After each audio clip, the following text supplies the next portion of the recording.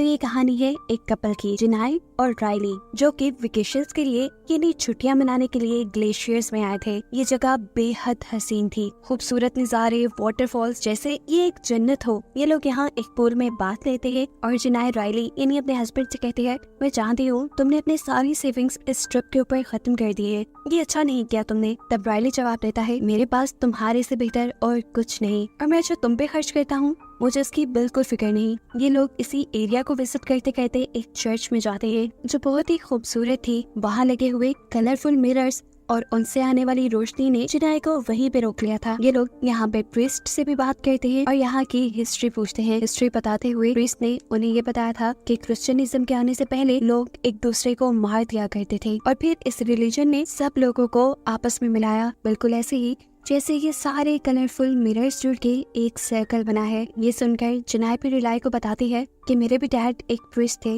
लेकिन उनका चर्च इतना खूबसूरत नहीं था। इनको यहाँ आए तकरीबन काफी दिन गुजर चुके थे। ये लोग बहुत मजा करते थे। रिलाई अपने डैड का एक बहुत ही ओल्ड कैमरा लेकर आया हुआ था, जिससे उसे जिनाय की फोटोज बनाने में बहुत मजा आता था। खैर खूब घूम फिरने के बाद अब ये लोग होटल वापस आ जाते हैं। रिलाई सो जाता है, लेकिन पता नहीं क्यों जिनाय को नींद भी नहीं आ रही थी। आज बाहर बहुत ज्यादा रोशनी थी, मजबूरन उसे उठकर विंडो से बाहर देखना पड़ता है। अजीब सी किस्म की रोशनी उसकी आंखों से टकराती है, ऐसे जैसे कोई बिजली चमकी हो। जिनाय इससे डर गई थी, इसीलिए वो जाकर वापस सो गई। फिर सुबह होती है और 10 बजे रिलाई उसे उठाता है। वो उठ नहीं रही थी। यहाँ हम रिलाई की वॉच पे कुछ चेंज नोटिस करते हैं। 2017 के वक्त में रिलाई की वॉच 2028 की डेट शो कर रही थी। बहुत मुश्किल से वो जिनाय को उठाता है और नाश्ता करने के लिए उसे नीचे होटल में लेके जाता है, लेकिन आज तो होटल में कोई था ही नहीं और ना ही किसी ने नाश्ता बनाया था। इसीलिए कॉफी लेने के लिए ये किसी दूसरे कैफे में जाने का डिसाइड करते हैं। आज कुछ अलग था। हैरान कर देने वाली बात थी, सड़क पर दूर दूर तक कोई इंसान नहीं खड़ा था, बस वहाँ कार्स थी। इनको लगा कि शायद कोई छुट्टी होगी, इस वजह से इंसान यहाँ नजर नहीं आ रहे। लेकिन जब ये कैफे और ग्रोसरी स्टोर में जाते हैं तो वहाँ पे भी कोई इंसान नहीं था। ऐसी सिचुएशन में इनका दिमाग ही उल्टा हो गया। काफी देर तक ये इंसानों को ढूंढते रहे, दूर दूर तक चलते रहे, यहाँ तक कि इन्होंने गाड़ी ली और ये दूसरे शहर तक देख कर आए, लेकिन कोई इंसान इन्हें नहीं मिला। परेशान कर देने वाली बात थी। रिलाई कहता है, कहाँ जा सकते हैं दुनिया के सारे इंसान? अगर तो ये कोई वबा है और वबा से लोग मर गए तो उनकी लाशें कहाँ हैं? और अगर ये सब कुछ एलियंस की वजह से हुआ है तो एलियंस की शिप कहाँ पर है? किस चीज को सोचे, क्या अंदाजा लगाए? यहाँ पर राइली और जिनाय दोनों अपने घरों में कॉल करते हैं, लेकिन कोई कॉल पिक नहीं कर रहा था उनकी। ये लोग एक कैफे में जाकर टीवी ऑन करते हैं। सारे चैनल वहाँ पे ऑन एयर थे, सिवाय न्यूज चैनल के, जहाँ से उन्हें यहाँ पे हुए किसी हादसे की खबर मिल पाती। घर आकर रिलाई और जिनाय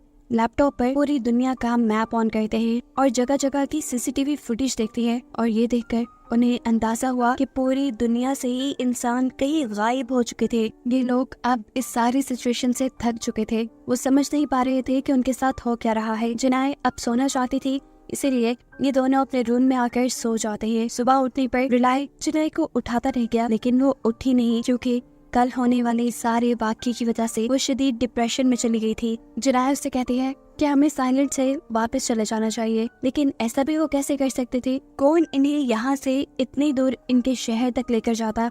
अब जिनाय रिलाई से सवाल करती है, तुम सोचो ये क्या हो रहा है हमारे साथ? क्या हमें गॉड ने चूज किया है इस दुनिया में आखिरी इंसानों के तौर पर? इस सब का जवाब तो रिलाई के पास भी नहीं था। असल में रिलाई को गॉड पे इतना यकीन नहीं था। वो जिनाय से कहता है, मुझे लगता है कि ये सब किसी वायरस की वजह से हुआ है। हम सोते रह गए और सब लोग वायरस का शिकार होकर मर गए, या कहने दुनिया से ही वाइप हो गए, कुछ इस तरह से कि उनकी बॉडीज तक दुनिया से खत्म हो गई। अब रिलाई जिनाय के लिए कॉफी बनाता है और फिर कुछ देर बाद ये दोनों ग्रोसरी स्टोर पे जाते हैं। अब पैसे तो उन्हें देने नहीं थे, ये लोग दिल भर के शॉपिंग करते हैं। होटल रूम में अब इन्हें रहने की जरूरत ही क्या थी? दुनिया में जब कोई इंसान ही नहीं था तो ये लोग इस शहर का सबसे अच्छा घर ढूंढते हैं और वहाँ रहने का डिसाइड करते हैं। जिसके बाद ये दोनों दोबारा शॉपिंग पे जाते हैं। वो सारी चीजें खरीदते हैं जो ये कभी अफोर्ड नहीं कर सकते थे। रिलाई को लग रहा था कि इस तरह जिनाय का माइंड थोड़ा डाइवर्ट हो जाएगा। उसकी कोशिश कामयाब भी हुई, लेकिन ज्यादा नहीं। सुबह होने पर जिनाय को फिर वैसे ही ख्यालात आने लगे कि अब आखिर वो इस दुनिया में क्या करेंगे? क्या गॉड उनका इम्तिहान ले रहे हैं? रिलाई उसे कहता है, कोई नहीं जानता कि गॉड ने उनके लिए क्या प्लान किया है, लेकिन अब सोचने वाली बात यह है कि ये पूरी दुनिया सिर्फ उनकी है, तो बेहतर है ना कि हम इसे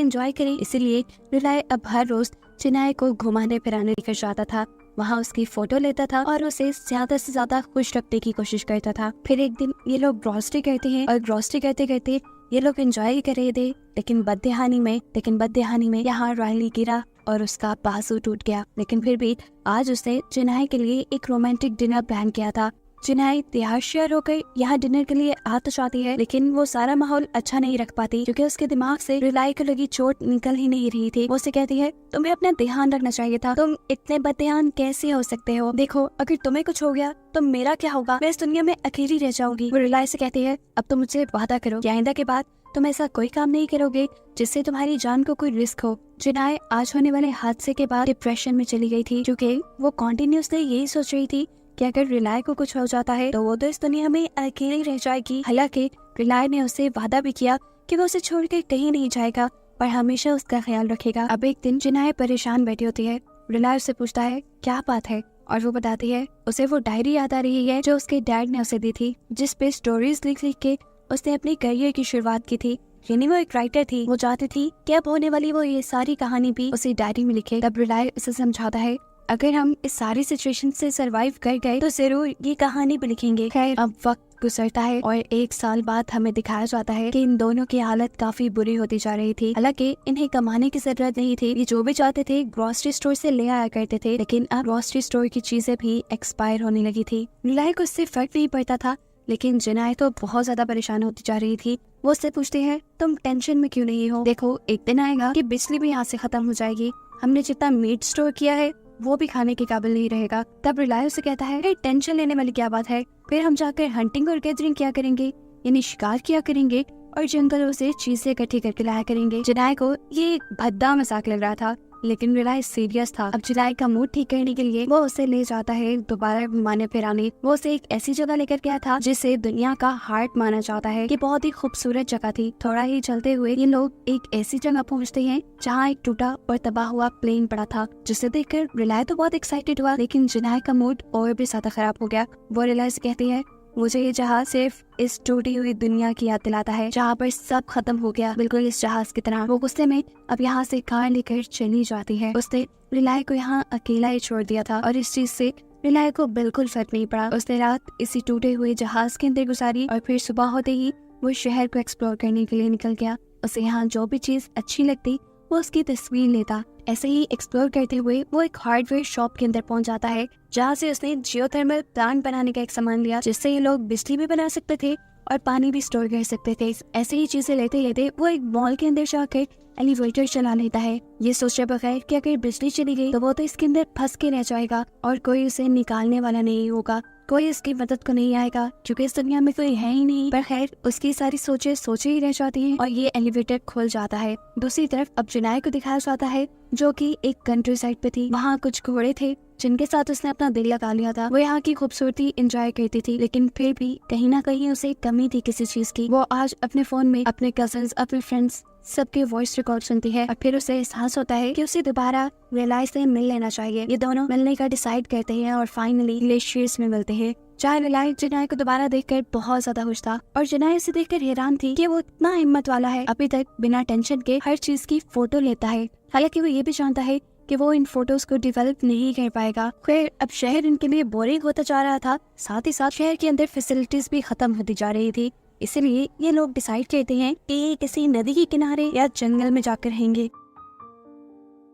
ऐसे ही किसी घर की तलाश में ये लोग निकल जाते हैं और एक आध दिन के बाद इन्हें ऐसा घर मिल भी जाता है। ये घर सच में बहुत खूबसूरत था और यहाँ से दिखने वाले नज़ारे भी। ये लोग जब इस एरिया को एक्सप्लोर कर रहे थे तो यहाँ सरप्राइजिंगली इन्हें एक बूढ़ा इंसान मिला। ये बूढ़ा इंसान इनको देखकर डर जाता है, लेकिन रिलाई उसे काम डाउन करता है कि बूढ़ा इंसान खाना ना मिलने की वजह से काफी कमजोर हो गया था। इस ओल्ड कपल का मानना था कि अब कयामत आ चुकी है, यानी ये दुनिया खत्म हो रही है और वो इस दुनिया पे रहने वाला आखिरी इंसान है। लेकिन वो भी इन दोनों को देखकर शौक था। ये दोनों उसे घर के अंदर लेकर जाते हैं और उसे खाना देते हैं। चिनाई उससे सवाल करते हैं कि आखिर आपको कैसे पता चला कि आप इस दुनिया में अकेले रह गए? जवाब में वो बताता है कि मैं एक फिशरमैन था। एक दिन जब मैं मछलियाँ पकड़ के घर आया तो सभी लोग मेरे से नाराज थे, मेरे साथ जिंदगी गुजार के वो खुश नहीं थे। बस इसी दुख में मैं सो गया और सुबह जब उठा तो मेरी इर्द गिर्द कोई भी नहीं था। चिनाई पूछती है आपको भी टेंशन नहीं हुई? वो जवाब में बताता है टेंशन कैसी, मेरा गॉड पे बिलीव है, उसने कुछ तो प्लान किया होगा और उसी का कोई प्लान हम सर अंजाम दे रहे हैं। चिनाई इससे बात करके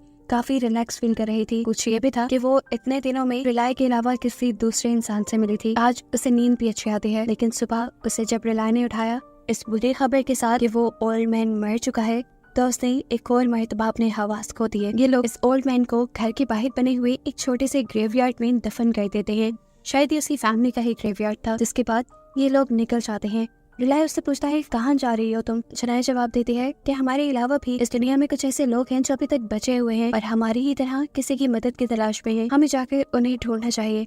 रिलाय उसे समझाने की भी कोशिश करता है कि वो ओल्ड मैन जो हमें मिला वो सिर्फ एक एक्सीडेंट था, ऐसे और लोग नहीं हो सकते। लेकिन वो रिलाय की बात नहीं मानती और घर घर जाकर लोगों को ढूंढना शुरू करती है। और जिस घर में कोई भी नहीं था उस घर पे वो रेड कलर की टेप से निशान बनाती जा रही थी। जब चिनाई अपने मिशन पे थी तो रिलाय अपने मिशन पे था।